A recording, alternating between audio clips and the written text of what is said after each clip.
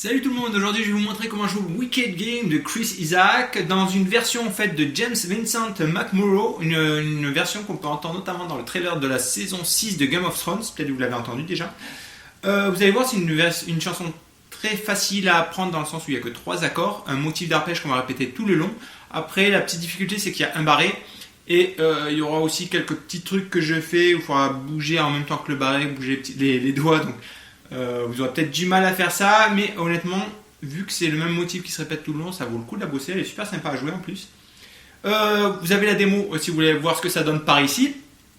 Et puis moi je commence avec présentation des accords comme d'hab, après je vous parlerai du motif qu'on aura quasiment tout le long de la chanson, et je vous parlerai des petites spécificités pour certains couplets et refrains, et notamment pour la fin du refrain où je fais un petit truc un peu différent. Donc c'est parti avec les accords. Alors la version de James Vincent McMorrow est en capot, seconde case avec les accords que je vais vous montrer, sachant que tous les accords que je vais vous montrer seront relatifs au capot. La version originale, il me semble qu'elle est sans capot, donc vous avez juste enlevé le capot pour être dans la version originale, parce que vous pouvez très bien la jouer par-dessus la version originale, même si là c'est une version acoustique de James Vincent McMorrow. Donc premier accord, on a un si mineur, tout simple. Enfin, tout simple, c'est l'accord le plus compliqué du morceau. C'est un barré, donc barré en case 2, hein, avec le bout de l'index, on bloque la corde de mi grave, et ensuite ça nous fait 2, 4, 4, 3 et 2. Voilà l'accord le plus compliqué qu'on aura du morceau, juste cet accord. Ensuite on aura le La majeur qu'on jouera mini barré. Vu qu'on est en si mineur, en fait on viendra sur un La majeur, mais en barré on le jouera. Donc on jouera juste sur les cordes en fait, sur les 4 cordes du milieu. Donc on peut tout simplement dire corde de La vide. Ensuite 2, 2, 2, 2, 2, 2, 2. On ne jouera pas sur la corde de Mi aigu. Et pour finir, on aura juste un Mi majeur. Le Mi majeur, vous connaissez, un Mi grave, à vide. Ensuite, ça fait 2, 2, 1, 0, 0. Donc c'est tout pour les accords, comme vous avez pu le voir. Et donc je pars sur le motif global qu'on aura tout le long du morceau. Alors avant de commencer sur le motif global, je vais juste vous dire que pendant tout le morceau, on aura la même séquence d'accords qui se répétera, peu importe que ce soit l'intro, le couplet ou les refrains, c'est toujours la même séquence d'accords qui se répétera, c'est si mineur, La et 2 fois le Mi majeur. Ceci étant dit, je passe sur le motif global. En fait, ce que j'ai appelé motif global, c'est qu'en fait, à partir du couplet numéro 2, on va toujours faire ce motif-là normalement, dans la version originale, enfin la version de James Vincent McMorrow. Moi, les petites variations que j'ai mis également sur la tablature, que vous pouvez télécharger d'ailleurs en lien dans la description de la vidéo, c'est sur le couplet 1 et refrain 1. Donc c'est pour ça que là, je vais d'abord parler de tout le reste de la chanson et je reviendrai sur le couplet 1 et refrain 1 après. Assez parlé, voici la tablature et je vous montre l'arpège. On commence sur un si mineur. Et au niveau de la main droite, ça va être toujours la même chose. Le pouce viendra sur la corde de La. Enfin, lui, il changera de basse, mais ça sera le même pattern sinon sur les autres doigts. Donc le pouce sur la base de la corde de La, en case 2. Et ensuite, on va remonter Si, Sol, Ré, avec le pouce qui va alterner. Donc, La, Si, Sol, Ré, Si, Sol, Ré, Sol. Voilà le pattern qu'on va faire. Je recommence. La, on a plaqué notre Si mineur. Hein. La, Si, Sol, Ré, Si, Sol, Ré, Sol.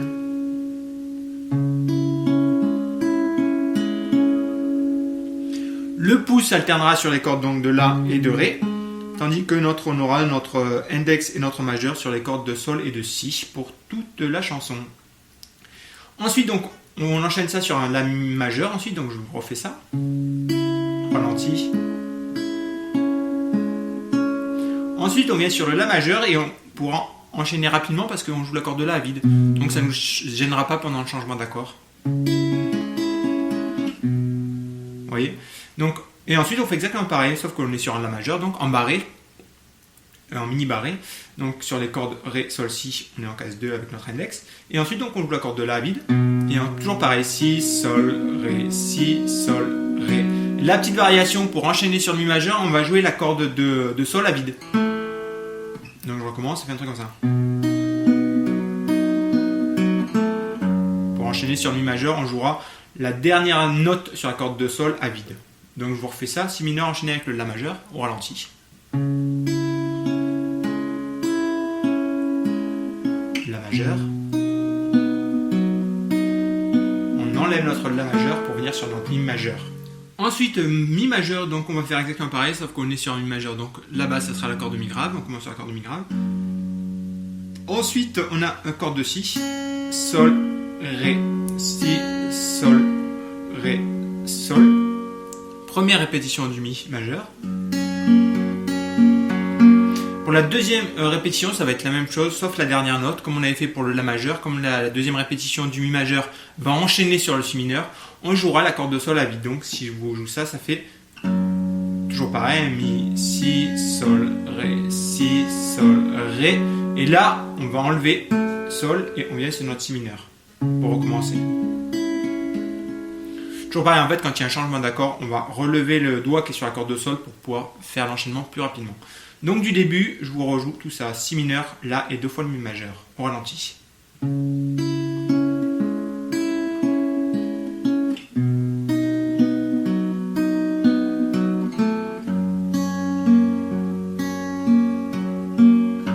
Deuxième fois du Mi majeur. Et on recommence. C'est la séquence qu'on aura tout le long de la chanson. Bien sûr, ça va un peu plus vite quand même.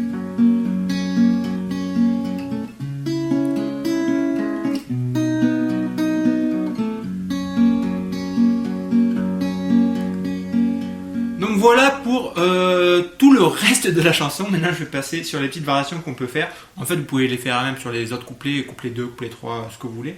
Moi je vais vous le montrer, en fait on entend beaucoup plus dans la chanson sur des couplets 1 et refrain 1. Donc je passe sur le couplet 1 déjà.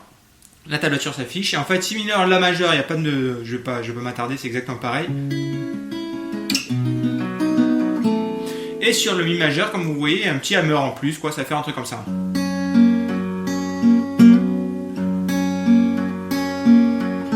C'est juste sur le premier Mi majeur cette variation, donc je vous le rejoue. On fait pareil au début, donc Mi grave, ensuite Si, Sol, Ré, Si, Sol. Et là en fait on est sur notre Mi majeur, on a gardé la position et on va faire un petit hammer avec notre petit doigt qui va venir sur la case 2 sur la corde de Sol.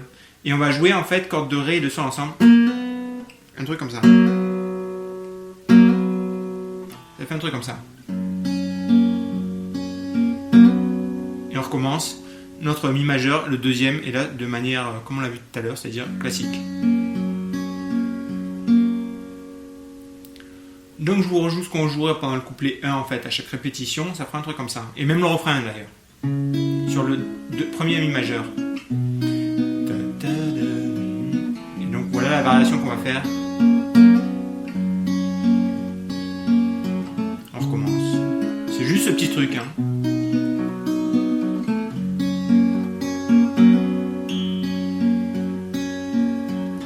Ça c'est pour la petite variation qu'on peut faire pour chaque couplet 1 et refrain 1. Mais comme je vous dis, vous le faites comme vous voulez, ça marche très bien.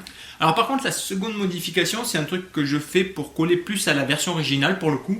Parce qu'on n'entend pas sur la version de James Vincent McMorrow. Et ça ressemble à un truc comme ça, je vais vous le jouer une première fois, je vous dirai où le mettre et comment le jouer. Donc c'est parti.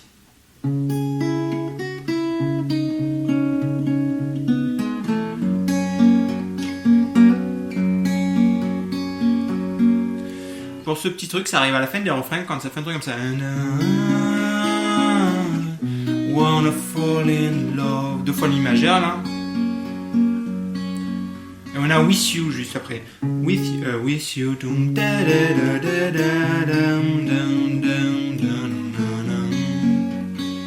on fait ça une deuxième fois. With You.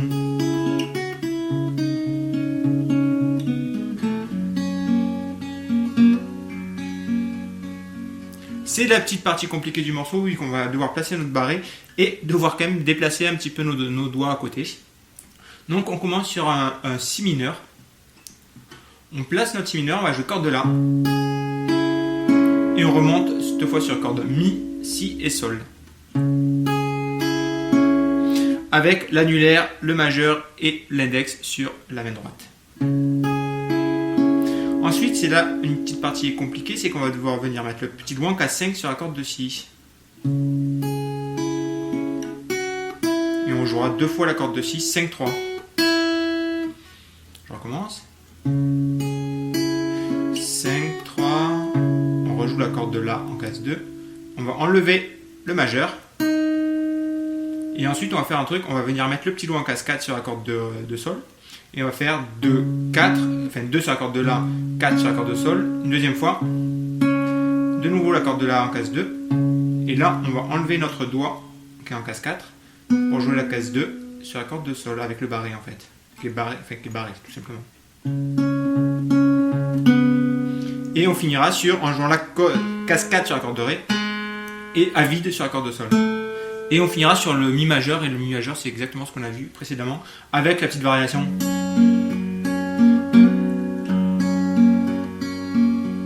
Pour le Mi majeur, il y a de plus à dire. Donc je m'attarde plus sur la partie du Si mineur, au ralenti.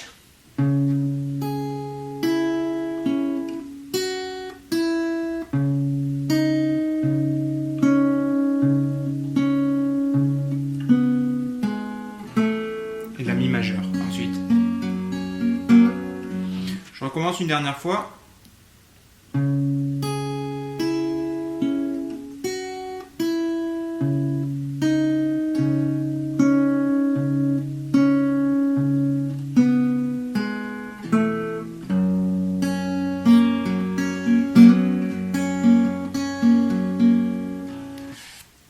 Et à vitesse à peu près normale, ça ressemble à un truc comme ça plutôt. On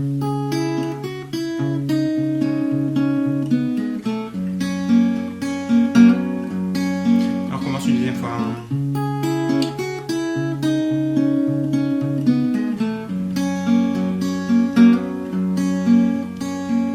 Donc c'est vraiment en fait le petit doigt qui va faire le gros du travail, hein, parce qu'on est sur un Si mineur. Il va devoir se déplacer en case 5, ensuite enlever.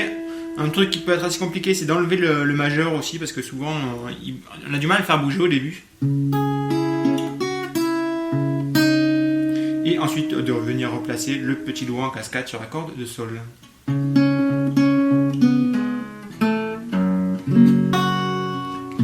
Donc voilà, ça c'est pour la petite partie qu'on joue. Enfin moi je la joue, j'aime bien la jouer à chaque fin des refrains. Mais à vous de voir un peu, vous pouvez le mettre un peu comme vous voulez. Mais autrement, comme je vous ai tout dit pour cette chanson, hein, vous avez les morceaux, à vous de la jouer comme vous voulez, avec des petites variations où vous voulez les mettre, ça passera très bien vu que c'est la même séquence d'accords tout le long du morceau. Alors, une dernière petite chose concernant cette chanson, c'est concernant la partie chant, comment arriver à cumuler le chant avec l'arpège. En fait, vu que c'est une chanson où on répète l'arpège tout le long du morceau, c'est justement une super chanson pour s'entraîner, je pense. D'abord, maîtriser la partie guitare en première chose. Jouer avec la chanson originale ou avec la version de James Vincent McMorrow sera peut-être plus simple avec la seconde justement, vu que c'est la même partie en arpège. Jouez ça correctement et pendant que vous essayez de jouer, que vous commencez à y arriver à jouer par-dessus avec la chanson originale, là vous essayez d'abord de fredonner sans regarder les paroles à la limite, parce que rien que de lire les paroles et de ça peut aussi vous désynchroniser. Donc juste essayez de fredonner au fur et à mesure, et vous allez voir qu'au fur et à mesure vous allez déjà bien comprendre comment est foutue la mélodie, parce que souvent on croit connaître les chansons, mais c'est loin d'être le cas. Il y a plein de petits mots qui sont anticipés sur les versions originales et de ça, qu'on n'a pas forcément bien entendu en fait, même si on a écouté la chanson depuis 15 ans. Donc bien faire gaffe à ça, bien faire gaffe à comment on commence les phrases et tout ça, et essayer de placer au fur et à mesure le chant par-dessus. Ça prend du temps, il n'y a pas de miracle, hein. C'est à force de bosser, d'écouter la chanson originale, de jouer par-dessus, de maîtriser également la partie guitare, que ça devienne automatique, ce sera beaucoup plus facile de placer le chant. Et donc c'est juste un travail de longue haleine, mais il n'y a pas de raison que vous n'y arrivez pas. Donc je vous dis bon courage, j'espère que ce tuto vous aura plu. N'hésitez pas à liker, à partager, à me rejoindre sur les sites et Facebook, ipsacoustique.fr, courdegrade.com et Facebook, Twitter, etc. Et puis moi je vous dis à plus pour un prochain tuto. Ciao, bye.